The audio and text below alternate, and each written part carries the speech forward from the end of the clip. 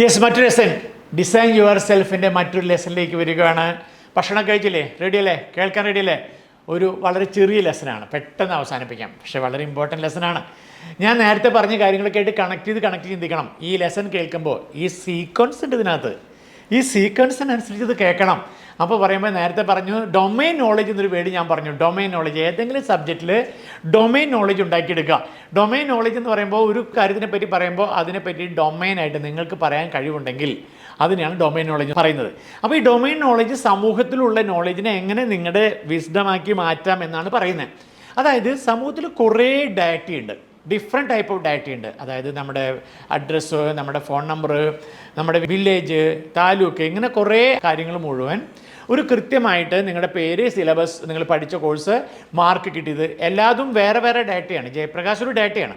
പക്ഷെ അതൊരു പേപ്പറിലേക്ക് കൃത്യമായിട്ട് എഴുതുവാണെങ്കിൽ നെയിം, അഡ്രസ്സ്, അച്ഛൻ്റെ പേര്, വയസ്സ്, ഇങ്ങനെ പറഞ്ഞ് നമ്മൾ കൃത്യമായിട്ടത് എഴുതുകയാണെങ്കിൽ അത് എന്നെക്കുറിച്ചുള്ളൊരു ഇൻഫോർമേഷനാണ്.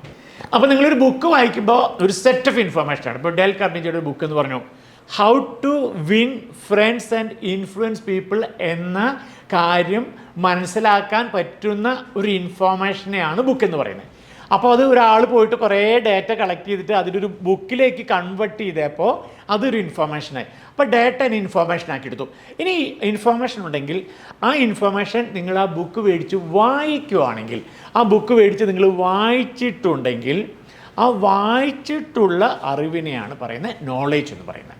ആ ബുക്ക് നിങ്ങൾ വായിച്ച് കൃത്യമായിട്ട് പഠിച്ചിട്ടുണ്ട്, കൃത്യമായിട്ട് മനസ്സിലാക്കി. ഇപ്പം നമ്മൾ സ്കൂളിൽ പോകുന്ന സമയത്ത് കുറേ ടൈപ്പ് ലെസൺസ് ഉണ്ട്, അതെല്ലാം നമ്മൾ കൃത്യമായിട്ട് മനസ്സിലാക്കിയിട്ടുണ്ട്.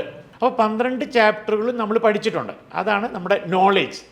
ഇനി നോളേജ് എന്ന് പറയുമ്പോൾ ഇനി എക്സാമിന് നമ്മൾ എന്താ ചെയ്യുന്നത്? അതിനകത്ത് 4 or 5 ചോദ്യങ്ങൾ ചോദിക്കുമ്പോൾ ഈ നോളേജിൽ നിന്ന് നമുക്കത് എടുത്ത് എഴുതാൻ പറ്റുന്നുണ്ടോ എന്നാണ് എക്സാം നോക്കുന്നത്. ശരിയല്ലേ? അപ്പോൾ ഈ എക്സാമിന് വേണ്ടിയാണ് നമ്മൾ പഠിക്കുന്നതെങ്കിൽ അത് മാത്രം പഠിക്കുകയാണ്, അല്ലെങ്കിൽ നമ്മൾ കോപ്പി അടിക്കുക എന്നൊക്കെ പറയുമ്പോൾ എന്താണ്ടാവുന്നത്? ആ പോർഷൻ മാത്രം നമ്മൾ എഴുതുവാണ്. അപ്പോൾ നമ്മൾ എന്തിനാണ് ഡാറ്റ എടുത്ത്, എന്തിനാ ഇൻഫോർമേഷൻ എടുത്ത് അതിന് നോളേജ് ആക്കി? ഈ നോളേജ് ആക്കിയിരിക്കുന്നത് ഡാറ്റേനെ ഇൻഫോർമേഷനാക്കി, ഇൻഫോർമേഷനെ നോളേജ് ആക്കി, നോളേജായിട്ട് അത് നമ്മുടെ ബ്രെയിനിൽ കയറ്റി വെച്ചിട്ടുണ്ടെങ്കിൽ അതിൻ്റെ ആവശ്യം എന്താണെങ്കിൽ നമുക്ക് എവിടെയാണ് അത് അപ്ലൈ ചെയ്യേണ്ടെങ്കിൽ, നമുക്ക് എവിടെയെങ്കിലും ആ നോളേജ് അപ്ലൈ ചെയ്യേണ്ടി വരുന്നുണ്ടെങ്കിൽ, അത് ഉപയോഗിക്കാൻ നമുക്ക് കഴിയുന്നുണ്ടെങ്കിൽ ആ പ്രോസസ്സിനെ പറയുന്ന പേരാണ് വിസ്ഡം. അതാണ് വിവേകം എന്ന് പറയുന്നത്. അതായത് ഇത് എല്ലാവർക്കും കുട്ടികൾക്കും അച്ഛന്മാർക്കും അമ്മമാർക്കും എല്ലാവർക്കും ഉള്ളതാണ്. ഒരു ഡാറ്റ എടുക്കുന്നു, ഡാറ്റനെ ഇൻഫോർമേഷനായിട്ട് എടുക്കുന്നു, ഇൻഫോർമേഷൻ നമ്മുടെ നോളേജ് ആക്കി എടുക്കുന്നു, നോളേജിനെ നമ്മുടെ വിസ്ഡം ആക്കണം. അതായത് എവിടെയെങ്കിലും ലൈഫിൽ ഉപയോഗിക്കണമെങ്കിൽ അത് ഓട്ടോമാറ്റിക്കലി കത്തണം. ആ കത്തുന്ന തരത്തിലേക്ക് അത് ബ്രെയിനിൽ ലോഡ് ചെയ്യണം. അപ്പോൾ പഠിക്കുന്ന സമയത്ത് ഇങ്ങനെ പറയും, ഒരു കാര്യം നമ്മൾ പഠിച്ചിട്ടുണ്ടെങ്കിൽ 24 hours അത് ഒന്നും കൂടെ നോക്ക് ചെയ്യണം. അപ്പോൾ അത് ബ്രെയിനിലേക്ക് കയറാനുള്ള വരുള്ളൂ. 24 hours കഴിഞ്ഞ് എന്ത് ചെയ്യണം? 1 week ഒന്നും കൂടെ അതിനെ ടച്ച് ചെയ്യണം. അതായത് 3rd റിവിഷൻ, അടുത്ത റിവിഷൻ 1 month. അതായത് 24 hours, 1 week, 1 month ഒരു റിവിഷൻ പോയിട്ടുണ്ടെങ്കിൽ അത് നമ്മുടെ ബ്രെയിനിൽ നിൽക്കുമെന്നാണ് പറയുക.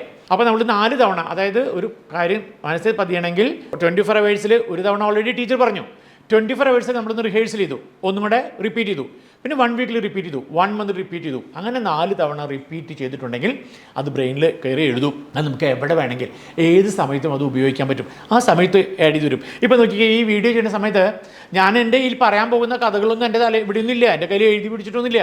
ഞാൻ അത് പറയുന്നതിനനുസരിച്ചുള്ളൊരു കഥകൾ വരുവാണ്. അപ്പോൾ ഞാനൊറ്റ കാര്യം എഴുതിയിട്ടുള്ളൂ, ഇവിടെ DIKW എന്ന് മാത്രമേ എഴുതിയിട്ടുള്ളൂ, ബാക്കിയൊക്കെ ഞാൻ പറയുന്നതാണ്. അതെന്താ കാരണം? ഞാനത് എൻ്റെ നോളേജിൽ ആഡ് ചെയ്ത് വെച്ചിട്ടുണ്ട്. നോളേജിലുണ്ടെങ്കിൽ അത് വിസ്ഡമായിട്ട് നമുക്ക് ഉപയോഗിക്കാൻ പറ്റും. ഇത് ഞാൻ പറയാൻ കാരണം എന്തെങ്കിലും പഠിക്കുന്ന സമയത്ത്, വായിക്കുന്ന സമയത്ത് അതിന് നമ്മുടെ നോളേജിലേക്ക് കയറ്റി വെക്കണം. നമ്മൾ പഠിച്ച കാര്യങ്ങളെ ഒരിക്കലൊന്ന് റീചെക്ക് ചെയ്യണം, സ്കില്ലിനെ ഒന്ന് റീചെക്ക് ചെയ്യണം. ഡ്രൈവിംഗ് ആണെങ്കിൽ ഇടയ്ക്കൊന്ന് ഡ്രൈവ് ചെയ്യണം.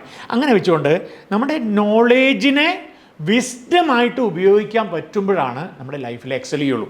അത്തരൊരു ചിന്ത എപ്പോഴും എല്ലാ വ്യക്തികളും ഉണ്ടായിരിക്കണം. ഇത് സ്ത്രീകൾക്ക് മാത്രമല്ല, പുരുഷന്മാർക്കും കുട്ടികൾക്കൊക്കെ വേണ്ടതാണ്. പക്ഷേ എപ്പോഴും പറയാം data, information, knowledge and wisdom, this is very important. Is it clear? ചെറുതാണ്, മനസ്സിൽ വയ്ക്കാൻ വേണ്ടിയിട്ടുള്ള ചെറിയൊരു വേർഷനാണ്. ശ്രദ്ധിച്ചിട്ടുണ്ടാവുമല്ലോ. മറക്കണ്ട, ഇതിൻ്റെ ജേണൽ എഴുതണം. അതിനുശേഷം നിങ്ങളുടെ വിഷൻ ബുക്ക് എഴുതണം. വിഷൻ ബുക്കിനകത്ത് ഇതിനൊരു പേജ് ഉണ്ടായിരിക്കണം. എന്നിട്ട് എന്ത് ഡാറ്റയാണ് ഇന്ന് ഞാൻ കളക്ട് ചെയ്തിരിക്കുന്നത്, അതിൽ നിന്ന് എന്ത് ഇൻഫോർമേഷൻ എനിക്ക് ഇട്ടിരിക്കുന്നത്, അതിൽ നിന്ന് എന്ത് നോളജാണ് കയറിയിരിക്കുന്നത്, അതെനിക്ക് എപ്പോഴേ അപ്ലൈ ചെയ്യാൻ പറ്റുക എന്ന് വേണമെങ്കിൽ എഴുതി വയ്ക്കാം. ഓരോ ദിവസം കിട്ടുന്ന നിങ്ങളുടെ അറിവിനെയും നോട്ട് ചെയ്യുക. അപ്പോൾ എൻ്റെ കയ്യിലൊരു ബുക്കുണ്ട്. ആ ബുക്കിനകത്ത് ഞാൻ എൻ്റെ ലൈഫിൽ ഇന്ന് കിട്ടിയിട്ടുള്ള എല്ലാ കാര്യങ്ങളെയും നോട്ട് ചെയ്യും. അത് ബുക്കില്ല സമയത്താണെങ്കിൽ മൊബൈലിൽ നോട്ട് ചെയ്യും, പക്ഷേ വൈകുന്നേരങ്ങളിൽ ബുക്കിലേക്ക് നോട്ട് ചെയ്യും. ഒരു ഫിസിക്കൽ കോപ്പി ഉണ്ടായിരിക്കും. ആ ഫിസിക്കൽ കോപ്പി എപ്പോൾ വേണമെങ്കിൽ നമുക്ക് ഫോളോ ചെയ്യാം. ക്ലിയർ അല്ലേ? ഇതാണ് DIKW എന്ന് പറയുന്നത്. It's very important. Data, information, knowledge and wisdom. Clear അല്ലേ? ലെസൺ ഇവിടെ അവസാനിപ്പിക്കുകയാണ്. പക്ഷേ പ്രത്യേകം ശ്രദ്ധിക്കുക, ഇതെല്ലാം ലൈഫിൽ അപ്ലൈ ചെയ്യണേ. ഒരു ജാർഗൺസും ഇവിടെ ആഡ് ചെയ്യുന്നില്ല. അതായത് നിങ്ങൾക്ക് മനസ്സിലാവാത്തൊരൊറ്റ വേർഡ് ഞാൻ പറയുന്നില്ല. പറയുന്ന വേർഡുകളും ഫണ്ണും ഒക്കെ നിങ്ങൾക്ക് മനസ്സിലാകുന്നത്. കാരണം നിങ്ങൾക്ക് മനസ്സിലാക്കാൻ വേണ്ടിയിട്ടാണ് ക്ലാസ് ചെയ്യുന്നത്. അപ്പോൾ തീർച്ചയായിട്ടും ഇത് ലൈഫിൽ ആഡ് ചെയ്യുക. അടുത്ത ലെസനുമായിട്ട് വീണ്ടും കാണാം. Bye bye, take care.